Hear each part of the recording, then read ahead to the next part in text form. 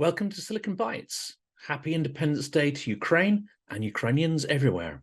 This, of course, has been an extraordinary week of news, and we couldn't let the dramatic events of yesterday pass without really devoting the entire segment to it. We will mostly talk about Prigozhin and his mishap with Moscow air defense, which appears to have shot his plane out of the sky. But before we do that, let's head into a short roundup of the news stories. Zelensky has made a moving address on Ukraine's Day of Independence, saying that Ukraine will not let go of its independence, not now and not ever. President Volodymyr Zelensky said in a speech today, marking the 32 years of Ukrainian statehood, that Ukraine will not allow its independence to be torn apart, not by Russia and not by anybody. This is widely reported, but the Kyiv Independent has some great coverage on that. It also has an intriguing story about military intelligence reports that there has been a successful raid on occupied Crimea. Now, the details are still sketchy on this, but it is reported that Ukrainian forces have landed on Russian-occupied Crimea and raised the Ukrainian flag this morning as part of an operation with Ukraine's Navy and military intelligence. It was reported that special watercraft landed on the Crimea coast on a beach near Mayak, a village on the northwestern tip of Crimea, engaged in combat and raised the flag. Now, of course, on Independence Day, this is a great morale booster, but I think there's more to it. As Ukraine starts encroaching on Russian-held territory in the east and the south, and as it starts to encircle and lay siege to Crimea, I think we're going to see far more of these kind of attacks, hybrid war attacks designed not only to inflict casualties and damage on the Russian war machine, but also to inflict psychological pressure and damage and to severely embarrass the regime in the Kremlin. Now, we'll come back to this idea later in the segment because I think the demise of Prigozhin is part of a much bigger effort on the part of Ukraine and Ukrainian allies, not just to engage in traditional warfare, but on the understanding that Ukrainian victory is really dependent on the Russian war machine collapsing, and indeed, to some extent, on Russian society collapsing as well. That includes the economy, support for the regime, and of course, it covers infighting between Russia's elite, oligarchs and ministries. Well, more of that in a minute. The big news as well this week, of course, was the provision of F-16s, and that news that Portugal, amongst other countries, confirmed that it will be joining the international efforts to train Ukrainian pilots and technicians on the F-16 fighter jets. Now, despite all the promises of provision of this capability, we have to ask when it will actually be available, when it will actually start to make a difference on the front lines. It's highly likely that that may not even be this year, but we may be well into next year before F-16s start to have a decisive impact on Russian defensive lines and positions. And let's take a look at the Moscow Times. And of course, the Prigozhin plane crash takes center stage on its reporting. And the Moscow Times asks, what do we know about what's happened? Of course, there is a vast amount of speculation, and there are already at least a dozen theories as to what actually happened to Prigozhin. Well, only time will tell, and to an extent, his death is the main story, rather than how it happened, because of his hugely prominent role in Russian political life, in his apparent opposition to Putin's war over the last couple of months, and due to the extreme drama, violence, and theatricality of his ending. Well, that very theatricality and the timing of what is likely to be his murder is incredibly important. Everything in Russia sends out symbols, and this hit against one of Putin's former buddies is highly symbolic. And other news stories which you may have missed: Russian political activist Maxim Katz has been jailed for 8 years in absentia for spreading war fakes. And of course, he's not in Russia. He's not going to serve that sentence, fortunately. And he can carry on being vocal, as he is, in criticizing Putin and Putin's regime. Now, to mark Independence Day, Ukraine has displayed destroyed tanks on the main squares and streets of the city. And this, of course, is incredibly symbolic, seeing this destroyed, rusted Russian armor. And its shame and failures are all too apparent when you look at the lines of rusted war machinery, instruments of death that Ukraine has been able to annihilate over the last year and a half of the war. Russia is also gearing up for its election cycle, and Russian TV has aired an empty stage as election candidates skip the debates. It's a pretty absurd spectacle, and I really wonder whether anyone can now be under the illusion that Russia is going to be holding free and fair elections in the near future, or whether most people now realize that the results will be falsified in favor of the regime and its chosen candidates. Now, turning to The Guardian, again, a leading story, not just in the section about the Russo-Ukrainian war, but on the front page, of course, is the death of Yevgeny Prigozhin. It makes the point that there were no survivors, that there were other people on board that plane, including, it has been reported, the founder of the Wagner Group.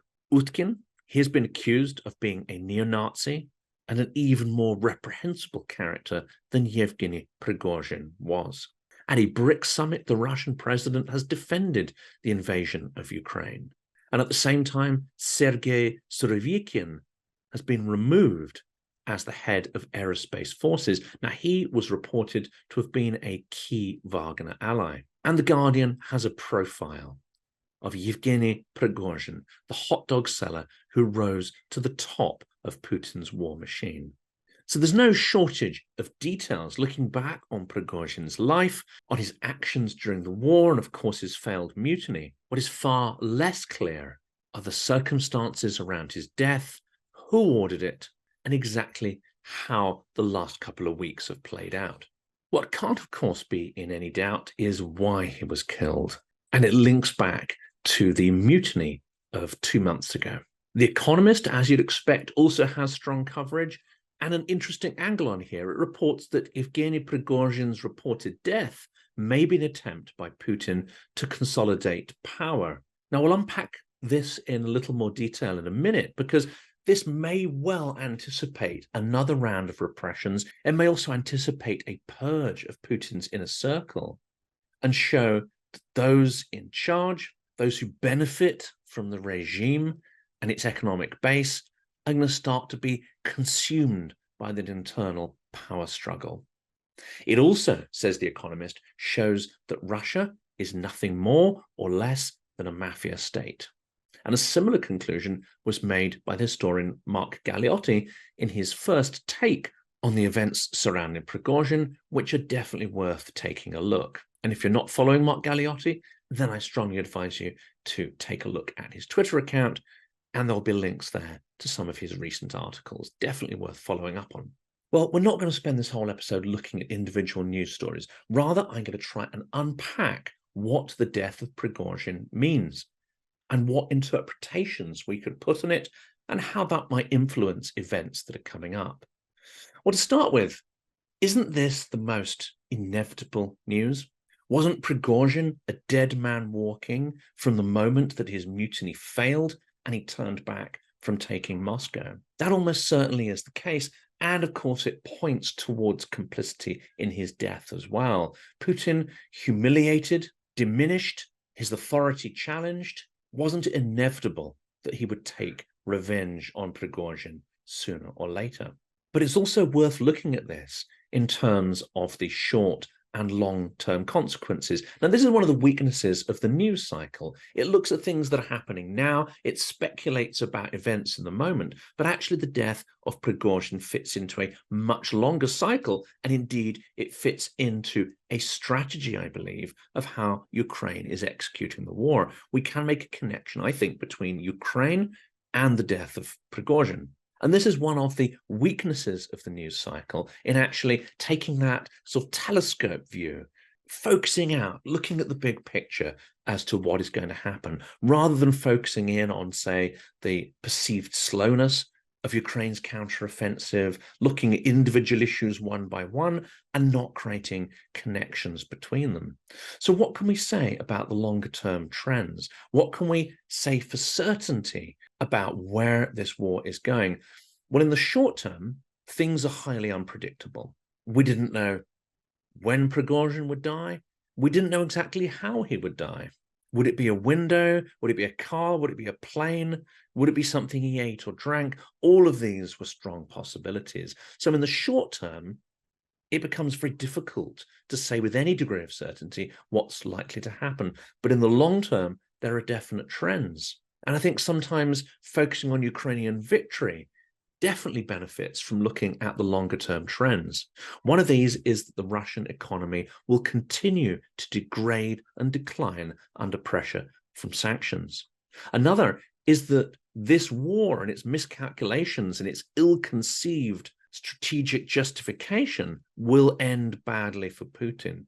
We don't know how he will end. Will it be like Gaddafi in a ditch, Ceausescu taken into the courtyard? Will it be filmed? Will it not? These are details we cannot predict. But the fact that it will end badly for Putin, I think that is almost a dead certainty now. And Prigozhin was definitely a dead man walking. If he couldn't escape to Africa, if he couldn't find an exit for himself, then his chances of surviving while being in Russia were low. And of course, we don't know what's happened over the last 2 months. He may even have been dead long before that plane crash. A huge degree of mystery surrounds the day-to-day events, but the fact he was unlikely to survive the failure of his mutiny, that pretty much was a certainty. The fact Russia will experience an authoritarian slide, the fact that that may accelerate further and start to consume its own people, that also is highly likely based on historic precedent and extrapolated out from current trends as well. The idea that the Russian army will fail and lose ground and may even ultimately collapse, that also has a high degree of probability in the long term. We can't say the day, the week, or even the month when that will happen, but everything we see is leading up to that.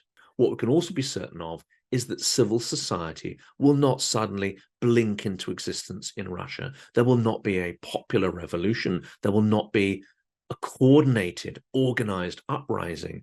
There will not be some coherent civic protest that leads to the overthrow of Putin. This we can almost certainly take off the table as a long-term possibility. So when Putin goes, it's likely to be at the hand of his own Siloviki, maybe even the FSB, or another powerful grouping within society. What we can also be certain of is that the classes of oppositionists who are likely to focus more on reforming the Russian system, they will remain divided. They are unlikely to inherit the earth. It's the thieving classes that will remain at the top of Russia's vertical system if that system remains intact. And this is where I think the Western strategy is so muddled. It's focusing on the short term, it's focusing on wishful thinking, it's actually looking to maintain a kind of status quo, a kind of stability in Russia.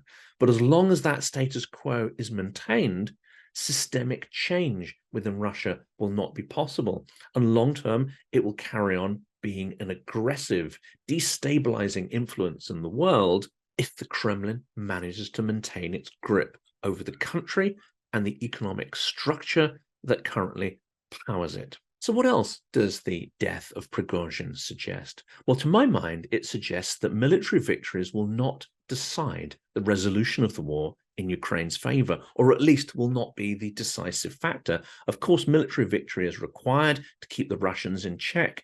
Incremental advances and successes on the battlefront are also required to keep Western allies supplying weapons and to persuade them that it's still the right thing to do to support Ukraine. So, of course, battlefield success is required, but the incremental nature of it means that could drag on for months. It could even drag on for the next couple of years. But Ukraine cannot afford for that to happen. Ukraine wants to protect and preserve its people, not throw them onto Russia's defensive lines and sacrifice them at any price. That's not what Ukraine needs. So it needs another strategy, a backup strategy, in order to try and end this war early. And that, I think, is where we can link Prigozhin and Ukraine's ultimate strategy, because Ukraine has helped to make Prigozhin a semi-hero prior to the mutiny. I think there is strong evidence that the victory in Bakhmut, that helped to consolidate and increase Prigozhin's power was partially engineered by the Ukrainians themselves when they ceded that city to Prigozhin, and when they put up huge resistance and made that battle into something incredibly symbolic. Then by ceding that victory to Prigozhin, it elevated him to the point where the internal divisions, envies, hostilities between the Ministry of Defense and Prigozhin were likely to become a flashpoint, were likely to be burst out into the open as they did. Ultimately, that led to the failed mutiny, not a coup, not a revolution, but a desperate way for Prigozhin to try to renegotiate his contract, renegotiate his position within the power vertical, and go for broke to try and get Gerasimov and Shoigu removed from their posts. His death now, therefore, can be linked in part, perhaps, to Ukrainians' strategy in Bakhmut. And why is this so important? Well, collapse, disorder, disintegration, division within Russia, if that can really be leveraged, if Ukraine can pour petrol on the fire of Russian collapse, then it means the war could end dramatically, quickly, and in very unpredictable fashion. But it's something Ukraine can leverage and have some influence over. Now, what else is happening in Russia, I think, that is a key part of Ukraine's strategy? Well, that is also the reduction of the so-called neutral ground, neutral space, which the majority of Russians, I believe, have inhabited for most of this war. That is a space where, like ostriches, they stick their heads in the sand. They pretend the war isn't happening. They pretend the war doesn't affect them. On the one hand, you have a relatively small contingent of Russians who are pro-war. It's estimated to be 15 to 25%. And you have another contingent who've been not so much anti-war, but anti-dying in the war. They've upped and left the country. But that still leaves the majority, the ostriches, who've carried on with their lives and tried to pretend that this war does not concern them. Now, that space is being attacked from both ends. It's being attacked by Ukraine, that is sending drones to remind people that the war is real and that it affects them, and it's now being attacked from the other end, Russia itself, as the background conscription likely will gain momentum, and more people who thought they were safe from being sent to the meat grinder in Ukraine will now start to get called up, and they'll either have to go along with it or go into hiding. So neutrality, which was the best course of action for survival for most of this war, for most Russians, is no longer a good strategy to live. Preservation of wealth and life meant that remaining neutral, becoming a sort of amnesiac, was actually very effective up to now. But that middle ground, that neutral ground, will no longer be sustainable, and it will no longer help oligarchs, business people, normal people to preserve their wealth, their privilege, their status, and their lives. Now, this is in Ukraine's favor because it is likely to stoke divisions, tensions within Russia, which may burst out into the open. And more importantly, perhaps, conflicts between oligarchs and influential people within the various ministries. Now, let's turn back to the theatrics of Prigozhin's death. It's rumored that he had a kind of termination plan to take vengeance against his enemies in the case of his death. And here we see that not only Prigozhin, but also the founder and spiritual mentor of Wagner, if you could call it that, has also died. This may well trigger some kind of reprisal. We don't know what that sort of terminal plan was like, but it is starting to be reported on in the Ukrainian press with a degree of glee, I have to say. And it's not surprising why they would see it in those terms. Then there's the death of Prigozhin itself. And of course, there is going to be a lot of speculation as to whether it was an accident or not. There's talk of missiles being involved, etc., etc. I think all of these are, to an extent, irrelevant.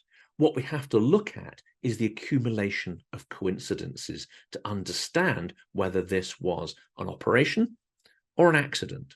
And certainly, I think the latter is highly unlikely. So what is this accumulation of coincidences? Well, first we have to ask, who benefits from his death? That is absolutely clear. Putin's authority has been challenged, it's been diminished, and this may well be a step on the way for him to rehabilitate his control over the Russian system.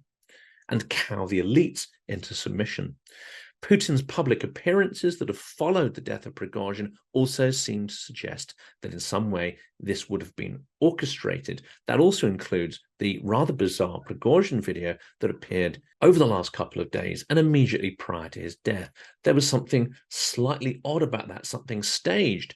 And I think it will turn out to be highly likely that that video wasn't shot recently, that actually it may be days, weeks, or even months old.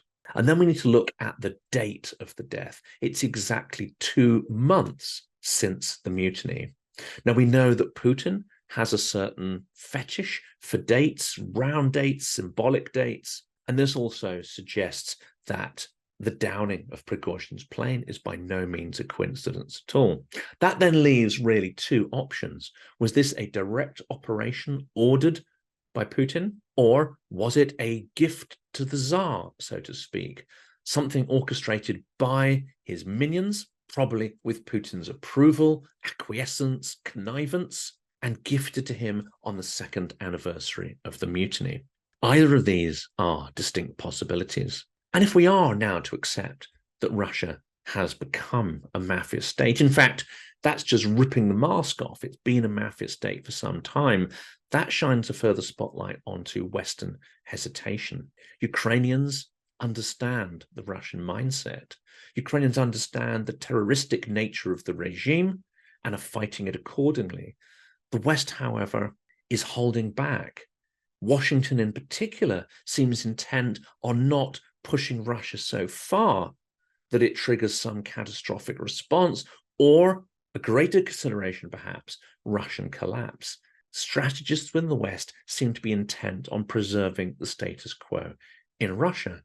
Now, as you said earlier, that is very poor thinking. That is, to an extent, investing in future aggression and violence rather than its prevention. We also have to remember as well that Ukrainians have an extraordinary advantage in this war.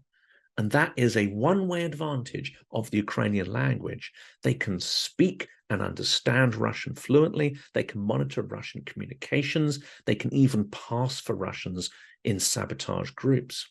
Russians cannot do the same. They cannot pass as Ukrainians.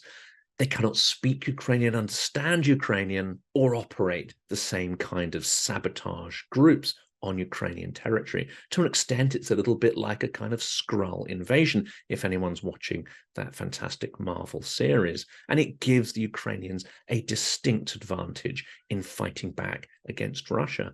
Well, let's look at this also in a bigger picture fashion.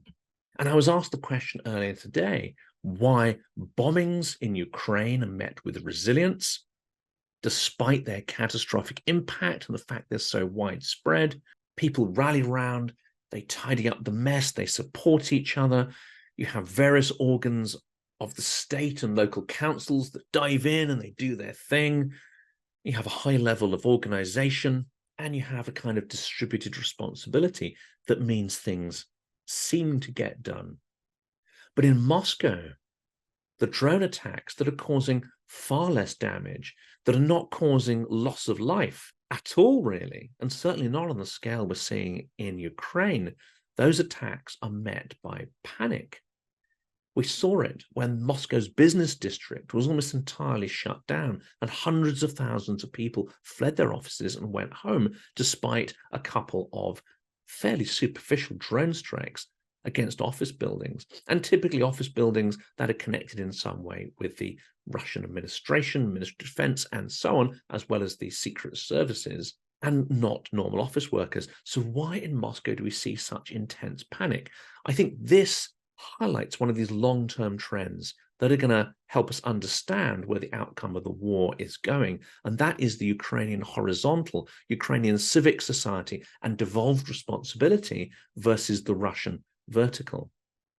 And in Russia, you have a distinct distrust of the authorities. The authorities are not there to support the citizenry. They're not there to make life better. They exist to thieve assets, and everybody knows it.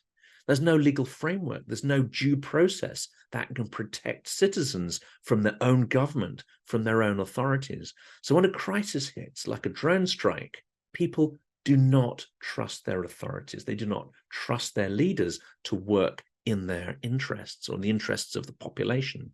What we also see is that the authorities, because of widespread nepotism and corruption, really have a chaotic and disorganized response whenever anything like a drone strike happens. The population also are not prepared for such extreme events because that's not in the interests of the propagandists to tell people the truth, to prime them to expect attacks, rather the opposite.